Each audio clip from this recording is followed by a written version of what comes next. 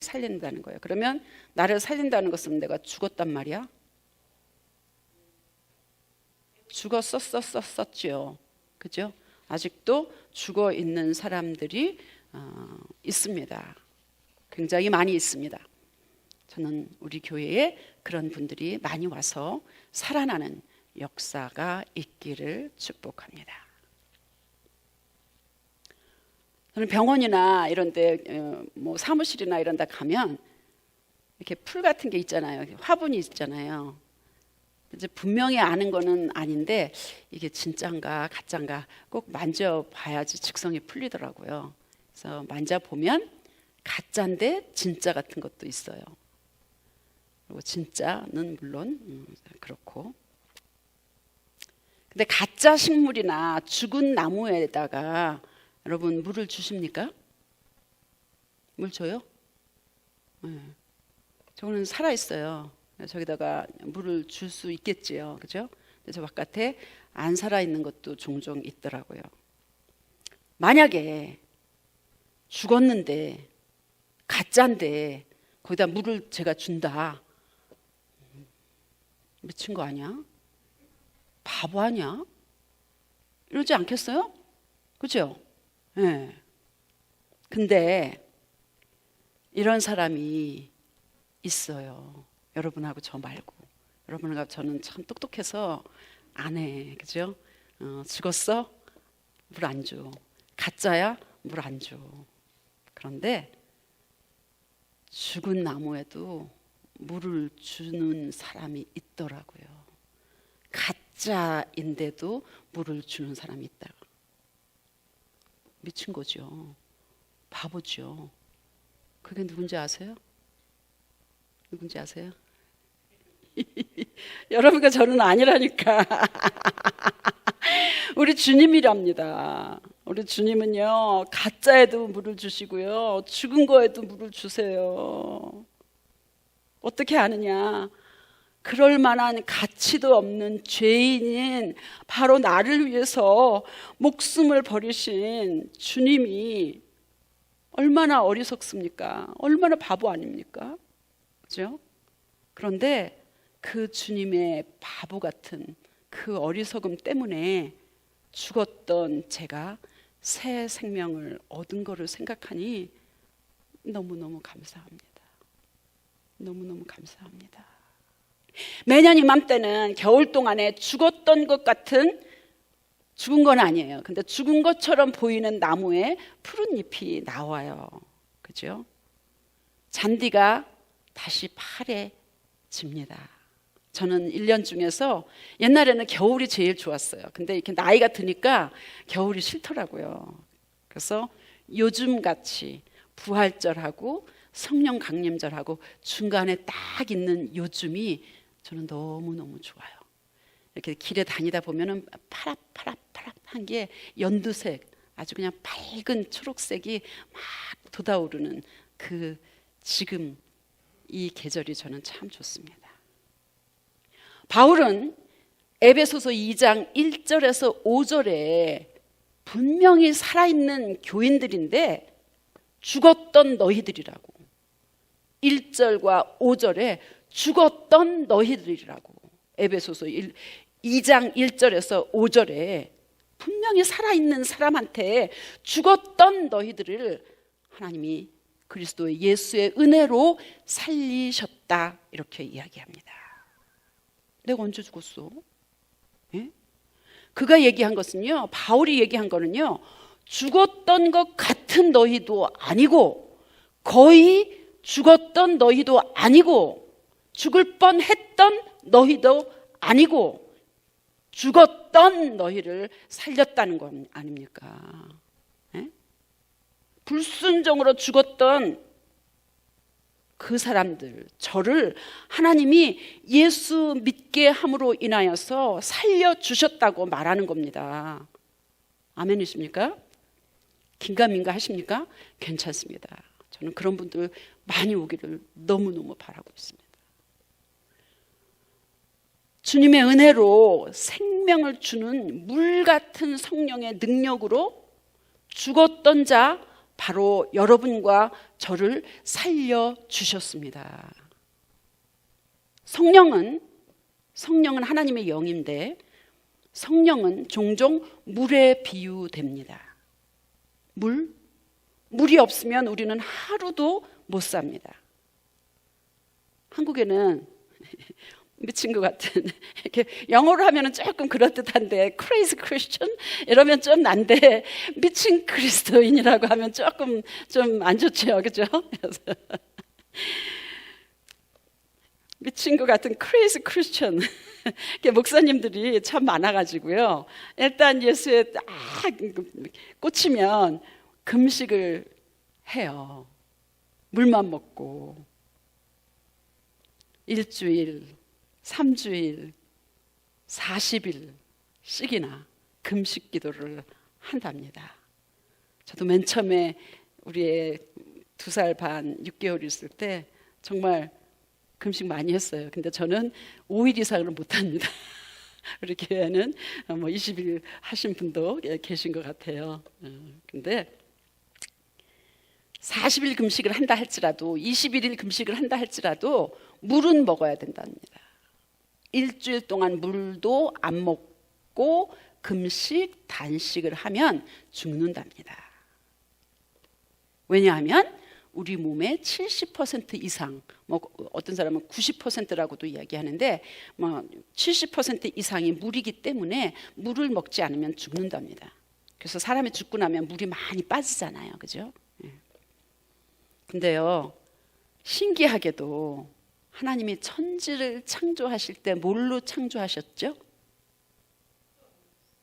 네, 하나님의 말씀으로 창조하셨잖아요. 빛이 있으라 하매 빛이 있었고, 그죠?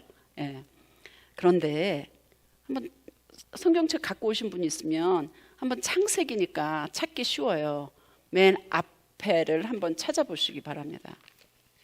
저도 이걸 안 지가 별로 얼마 안 됐습니다. 그냥 말씀으로 천지를 창조하셨다, 사람을 창조하셨다, 흙으로 만드셨다 이렇게만 알았는데 자세히 보니까 창세기 1장 2절이에요. 창세기는 맨 앞에 나와 있는 첫 책입니다. 창세기 1장 2절. 1장 2절에 뭐라고 돼 있어요? 한번 읽어보세요.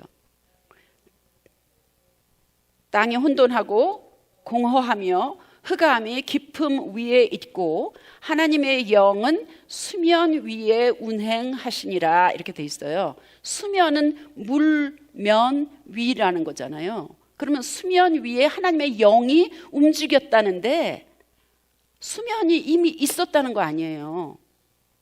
그렇죠? 그렇죠? 땅이 혼돈하고 공허하며 어둠이 깊음 위에 있고 하나님의 영은 쉬운 말 번역으로는 물 위에 움직이고 계셨다. 물이 있었다는 거 아니에요. 하나님의 영이. 그죠? 물이 먼저 있었다는 사실을 우리는 말씀을 통해서 알 수 있습니다. 그럼 창세기 한 장 더 넘기셔서 창세기 2장 7절을 한번 또 보겠습니다. 창세기 2장 7절 찾으셨으면 같이 읽어보겠습니다.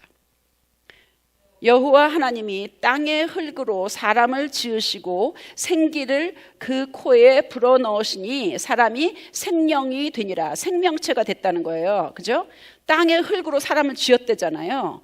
그런데 그 6절 바로 앞절에는 뭐라고 돼 있어요? 안개만 땅에서 올라와 온 지면을 적셨더라. 지면은 땅면이잖아요. 땅이 적셔졌대잖아요. 안개가 땅에 자욱하여. 그런데 표준 세번역 원어에 더 가깝거든요. 표준 세번역이. 여기에는 뭐라고 되어 있느냐 하면 땅에서 물이 솟아서 온 땅을 적셨다 이렇게 되어 있습니다.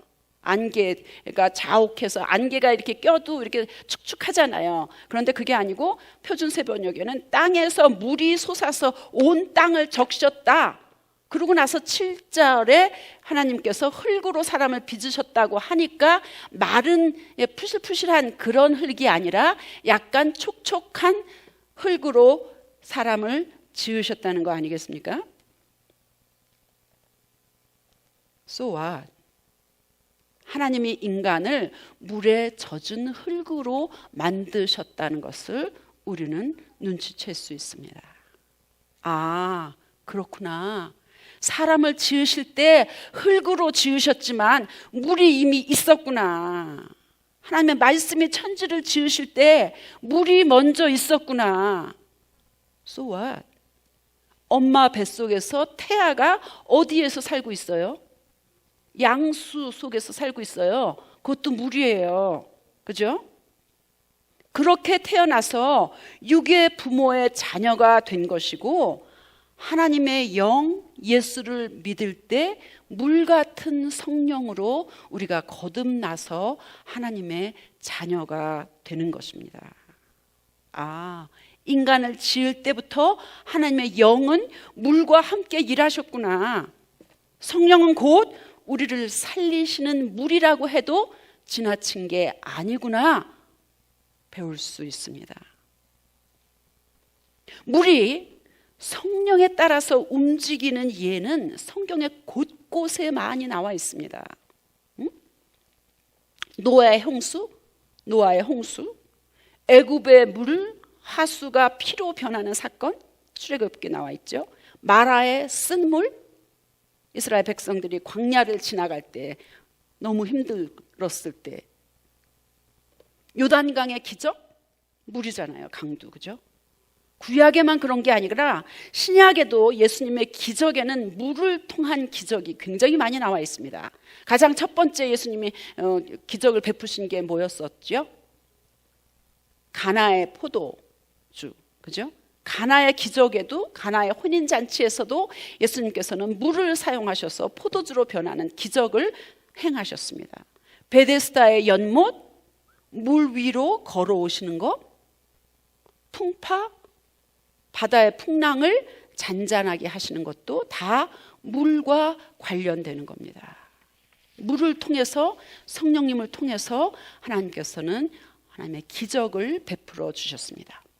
오늘 본문 에스겔 환상에서 성전에 있는 물을 보았습니다. 성전에서 흘러나오는 물을 환상으로 보았습니다.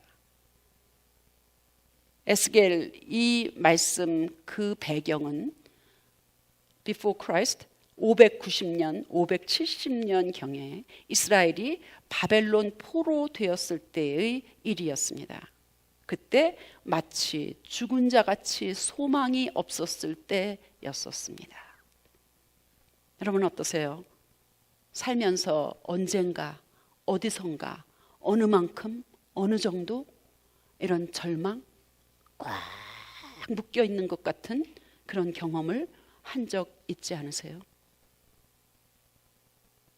저는 그런 적이 종종 있었습니다. 뭐 때문에? 질병 때문에? 자녀 때문에? 배우자와의 인간관계 때문에? 물질, 돈 때문에? 죽을 것 같은 고난에 눌려서 감옥에 갇혀서 아무것도 못하는 그런 죄수처럼 이런 상황에 놓여 있었던 이스라엘 백성들에게 생수의 강, 희망이고 회복이고 하나님 안에서 주시는 새 생명을 에스겔은 환상으로 성전에서 물이 흘러나오는 환상을 보면서 확인했습니다. 물은 어떤 역할을 하죠? 우리 몸을 씻어서 깨끗하게 합니다. 그죠? 물이 일정 부분 없으면 아프고 뭐가 잘못되고 이렇게 해갖고 병원에 가보니까 물을 많이 안 먹어서 그렇다고. 이명수 권사님도 퇴원하고 집에 간호사가 왔는데 물을 많이 먹으라고 여러 번 이야기를 하더라고요. 이처럼 물 같은 성령은 우리를 씻어주십니다. 물이 몸을 씻어주시는 것처럼, 주는 것처럼. 그래서 성령을 받으면 물처럼, 물 같은 성령을 받으면 가장 먼저 내가 죄인이라는 것을 깨닫습니다. 우리 모두는 일정 부분 자기의, 난 잘났어, 난 괜찮아, 나는 옳아, 나는 바라, 자기 의를 주장합니다. 그러나 성경은 의인은 없다, 한 사람도 없다고 분명히 말합니다. 저는 예수 믿기 전까지 여러 번 말씀드렸겠지만 제가 죄인인 걸 전혀 몰랐습니다. 엄마 말 잘 듣는 딸, 학교 땡땡이 친 적 없는 모범생, 남 죽이고 속이고 나쁜 짓 한 것 없는데 내가 왜 죄인이야? 왜 교회에서는 죄 하는 거야? 왜 용서받았다고, 구원받았다고, 기쁘다고, 감사하다고, 찬양하고 온통 뭐 잘못됐대요. 저는 그렇게 생각했었습니다. 그러다가 예배와 기도회에 참석을 하고 성경 공부를 하면서 제가 죄인인 것을 깨달았습니다. 그래서 날마다 교회 갈 때는 두루마리 휴지, 이게 이 정도 갖고는 안 되고 두루마리 휴지를 갖고 다니면서 눈물, 콧물 흘렸었습니다. 저는 우리 교회에 옛날에 제가 그랬던 것처럼 자신이 죄인이 아니라고 생각하는 분들이 많이 와서 성령 받아서 회개하고 씻음 받고 거듭나기를 축복하고 간절히 기도하고 있습니다. 여러분은 죄인이라고 생각하세요? 아무도 죄인이라고 생각하지 않나 보네. 죄인이라고 생각하세요? 죄인이라고 생각하시는 분? 요만큼, 나 요만큼만 죄인이야. 약간은 죄인이지만 번쩍 들을 수가 없어, 그죠?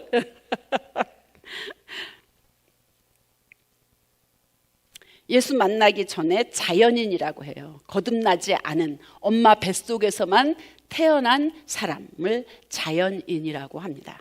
예수 만나기 전에 자연인에게 자신이 죄인이라고 생각하세요? 아니요. 저처럼 그렇게 이야기합니다. 그런데 교회를 좀 왔다 갔다 했고 예수를 믿고 이렇게 기도도 하고 이런 분들에게 다시 한번 성경 공부할 때 본인이 죄인이라고 생각하세요? 그러면 10이면 5 이상은 뭐라고 대답하는지 아세요? 네? 아니라고 한 것보다는 조금 낫다니까. 예. 요만큼 손 드는 건 좀 나은 거잖아요. 예. 아니요, 난 죄인 아니에요 라고 생각하는 사람 말고 죄인인 거를 교회를 해서 좀 알기는 아는데 그렇게 딱 부러지게 대놓고 당신은 죄인이라고 생각하세요? 집사님 죄인이라고 생각하세요? 이렇게 딱 물어보면 10이면 5 정도는 뭐라고 대답하는지 가르쳐 줄까요? 그럼요, 알죠. 우리가 다 죄인이죠. 나를 딱 죄인이라고 얘기하지 않아요. 우리가 다 죄인이지요. 뭉뚱그려서 얘기를 해요. 죄인이 아니라고 하는 것보다는 좀 나을지 모르지만 여전히 내가 죄인이라고 딱 고백하고 담대하게 이야기하지 못하는 겁니다. 바로 내가 죄인이라고 인정하는 것은 성령의 은혜로만 할 수가 있습니다. 바울은 그래서 자신을 죄인 중에 괴수라고 그렇게 고백하고 있습니다. 죄인임을 인정하지 않는데 어떻게 내 죄를 위해서 죽으신 예수님을 믿겠습니까? 죄인인 걸 인정하지 않는데 어떻게 내 죄를 대신해서 죽은 예수님을 믿냐고요. 제가 덴버에 신학교를 왔는데 제 앞서서 목사 된 이런 여러 사람들이 뭐라고 얘기하냐면 저는요 교회에서 죄에 관해서 설교하지 않아요. 와, 제가 그 사람하고 이야기를 하고 나서 집에 혼자 기숙사에 있었을 때 정말 엉엉 울었어요. 야, 죄에 대해서 이야기를 하지 않는데 어떻게 구원에 대해서 얘기를 하고 어떻게 죄 용서에 대해서 이야기를 하고 어떻게 감격하고 어떻게 감사하고 어떻게 찬양할 수 있냐고요.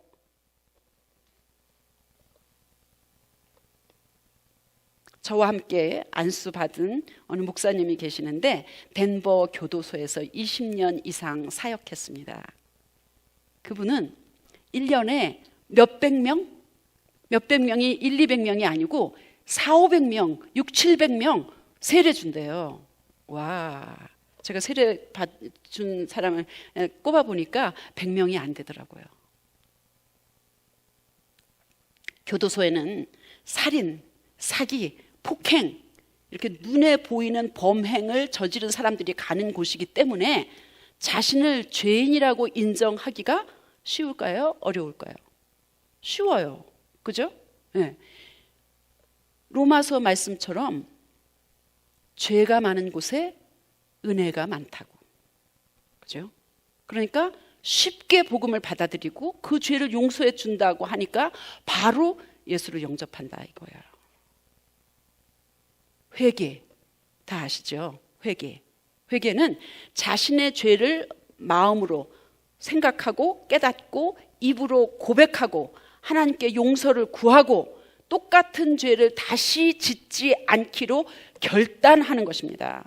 그게 회개입니다. 그런데 제가 두 문장을 여러분에게 여쭤볼 거예요.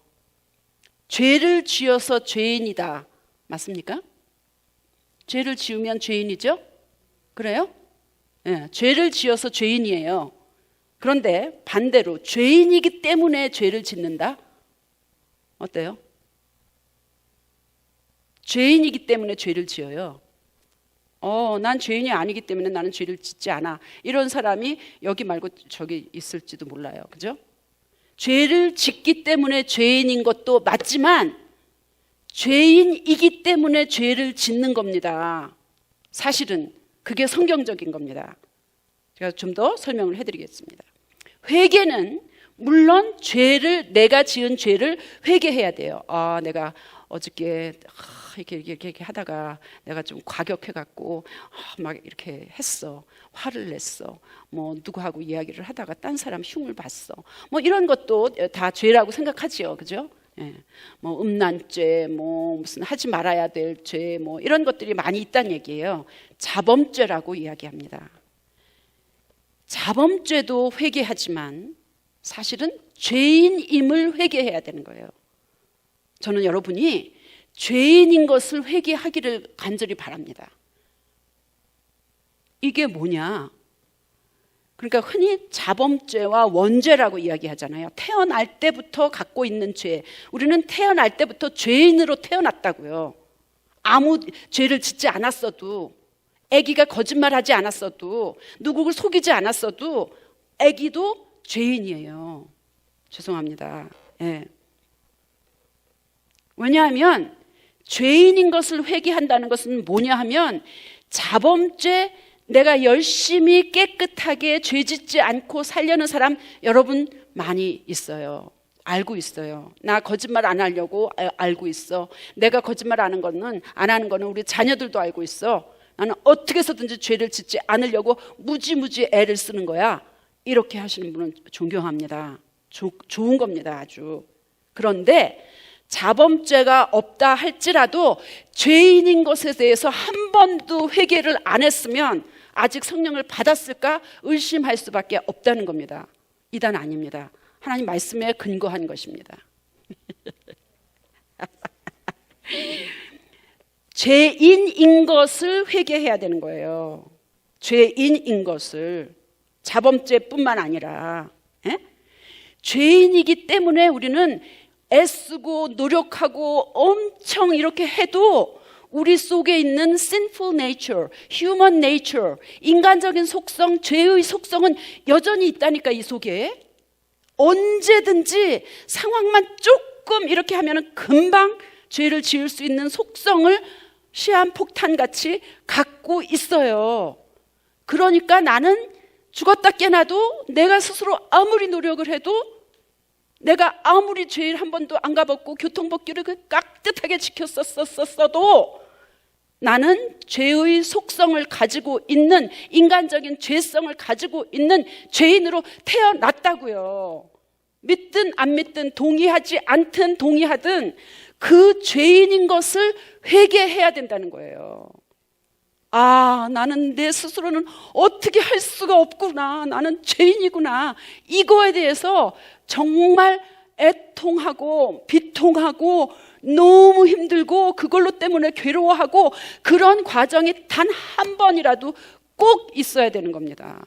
그게 바로 진정한 회개, 거듭나는 그런 순간인 것입니다. 다시 말씀드리지만 아기가 아무리 이쁘고 아무리 깨끗하고 아무리 평화롭게 잠자고 있다 할지라도 그 아기는 죄인입니다. 어떻게 알 수 있냐고요? 자녀를 너 저기 동생 태어나면 질투나면 꼬집어. 동생을 엄마가 안고 있으면 화나갖고 확 해. 하잖아요. 어떤 부모가 그렇게 하라고 가르쳐주는 부모 있습니까?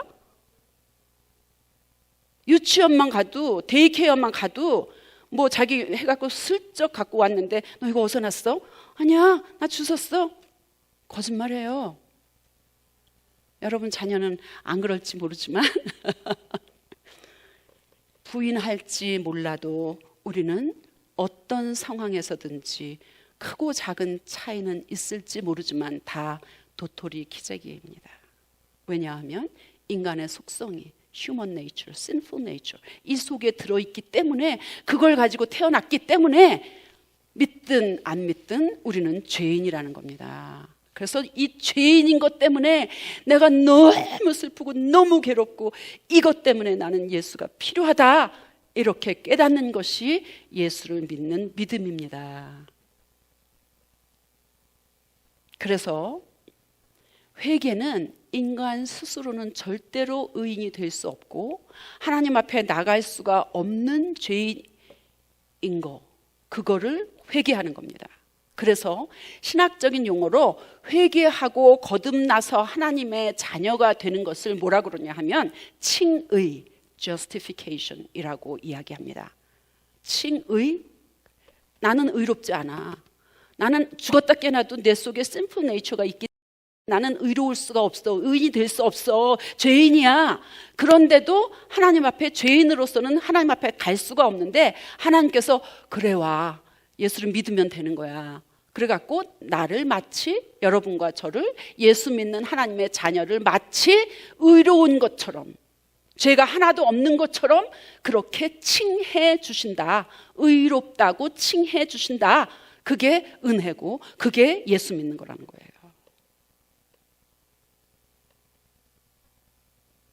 그래서 회개와 성령은 아주 밀접한 관계가 있습니다. 성령을 받으려면 회개를 해야 되고요. 회개를 하면 성령이 임합니다. 우리의 영은 성령을 받지 못하면 죽어 있습니다. 여러분 살아나셨습니까? 성령을 받으셔서 예수로 거듭나셔서 칭의를 받으셨습니까? 좋습니다. 이거보다 더 두려운 것은 뭐냐면요. 성령을 받아서 영이 살아났는데 계속 하나님의 영으로 채워지지 않으면 내 생각, 내 감정, 내 의식, 내 의지, 내 경험 주장하는 거예요. 성령을 앞서가는 거죠. 네?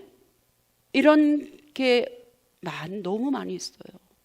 너무 많이 있어요. 저라고 자유하냐? 아니요. 여러분 자유하십니까? 아니요. 저는 이 상태가 가장 두렵습니다. 뭐가 두렵다고요? 성령을 받아서 영이 살아났어. 내가 성령이 살아났어요. 그죠? 그런데 하나님의 영으로 계속해서 채워지지 않으면 내 생각, 내 습관, 내 감정 이걸로 자꾸만 마치 그것이 성령의 것인 것처럼 이렇게 한다니 얼마나 무서운 거예요. 목사가 만약에 그러면 지 생각을 얘기하면서도 지 걸 얘기하고 있는 건데 지 의지를 얘기하고 있는 건데 성령의 것인 것처럼 사람들한테 설교할 때도 이렇게 얘기를 하고 회의할 때도 이런 사람들이 다 차 있으면 이것처럼 큰일이 없다는 겁니다. 많은 교회들이 성령을 받았는지 안 받았는지 받았으면서도 채워지지 않은 사람들이 목사부터 장로부터 집사부터 권사부터 회의를 해갖고 그 사람들이 다수결로 결정을 하잖아요. 그러면 성령의 뜻에 따라서 결정하는 게 아니고 완전히 인간적인 것으로 결정하는 거잖아요. 그게 가장 무섭다는 겁니다. 저는 우리 모두가 이런 상태가 되지 않도록 깨어서 기도하고 계속 성령으로 충만하기를 소원합니다. 만약에 찬양팀 우리는 없지만 찬양팀에 노래 잘해, 기타 잘 쳐, 드럼 잘 쳐, 교회 오래 다녔어, 예수 믿어, 경험도 많아, 오케이. 전혀 기도로 채워지지 않은데 겉으로는 그렇게 한다 그러면 그런 사람이 찬양팀에 있다? 성가대원이다? 제 속이 뒤집어지는 거예요. 그나마 제가 성령으로 충만할 때 그걸 깨달아 알 수 있지만 그렇지 않을 때는 저도 자유하지 않다는 겁니다. 교회 일을 하는 것은 만만한 게 아닙니다. 목사가 되는 것은 만만하지 않습니다. 말씀을 전하고 함께 어떤 그룹이라도 인도하는 것 만만하지 않습니다. 두려워해야만 하는 것입니다. 주님은 목마른 사람은 다 내게로 와서 마시라고 우리를 초청합니다. 성령에 충만하면 주님이 주시는 생수, 성령의 물, 우리를 살리는 물이 우리 안에서 넘치면 강처럼 흘러나와서 다른 사람에게 영향을 주게 되어 있습니다. 그리고 다른 사람들을 마시도록 합니다. 생수는 어디서 나오느냐? 성전에서 나옵니다. 눈에 보이는 성전도 성전입니다. 보이지 않는 성전, 여러분과 저 예수를 믿는 믿음 안에 성전입니다. 신앙의 공동체에서 나옵니다. 예수를 믿는 사람들의 모임에서 나옵니다. 눈에 보이는 교회, 예배장도 성전입니다. 성령이 계신 곳에서 예수님 곧 생수가 나옵니다. 그 물은 사람을 살리고 꽃을 피우고 열매를 맺어서 사람들을 먹이고 약으로 쓰입니다. 그늘을 제공해서 사람들을 쉬게 합니다. 저는 오늘 지금 여기서 생수를 여러분이 제가 많이 마시기를 축복합니다. 충분히 넘치도록 마십시오. 요한계시록은 마지막 날에 새 예루살렘, 시온 이런 거는 다 그냥 교회라고 생각하시면 된다고 말씀드렸죠. 예루살렘에서 흘러나오는 생명수가 환상으로 펼쳐지며 끝을 맺습니다. 성령과 신부가 오십시오 하고 말씀하십니다. 이 말을 듣는 사람도 또한 오십시오 하고 외치십시오. 목이 마른 사람도 오십시오. 생명의 물을 원하는 사람도 거저 공짜로 마십시오. 계시록 22장 17절 말씀입니다. 아직 예수님 못 만난 분 계십니까? 여기는 없지만 혹시 주위에 계십니까? 여러분 스스로 나는 예수를 아직 못 만난 것 같아. 괜찮습니다. 죽은 영혼이 죽었어도 아직 몸이 살아있으니까 얼마든지 영이 살아날 수 있는 기회가 있습니다. 죽은 영혼이 이 시간 주님의 생수 물 같은 성령으로 살아나시기를 축복합니다. 살아서 영적인 목마름을 느낄 수 있기를 축원합니다. 죽은 영혼은 목마른지도 몰라요. 생수가 모자라는지도 몰라요. 병이 나면 탈수가 돼도 모른다더라고요. 영적인 목마름을 느낄 수 있기를 축복합니다. 성령의 물을 많이 마셔서 영적으로 탈수되지 않고 충만하고 넘쳐서 깨끗하고 건강하고 감사하고 기뻐하며 그렇게 신앙생활하고 이 땅에서의 마지막 날까지 그렇게 건강하게 아름답게 또 강건하게 그리고 지혜롭게 그렇게 살기를 축복합니다. 기도하겠습니다. 하나님 아버지 감사합니다. 성령을 받게 하시니 감사합니다. 성령을 받을 수 있는 기회를 주시니 감사합니다. 죽은 영혼이 살아나게 하시니 감사합니다. 잠자는 영혼이 깨어나게 하시옵소서. 그래서 내 생각, 내 습관, 내 감정으로 마치 성령의 감동인 것처럼 나를 주장하지 않도록 주님 축복하옵소서. 우리 교회의 끝까지 영적인 목마름을 느끼면서 계속해서 성전에서 흘러나오는 생수를 마시고 물 같은 성령을 받아서 계속해서 강건하게 넘치도록 하시옵소서. 할렐루야. 감사드리며 축복하며 예수님의 이름으로 기도합니다. 아멘.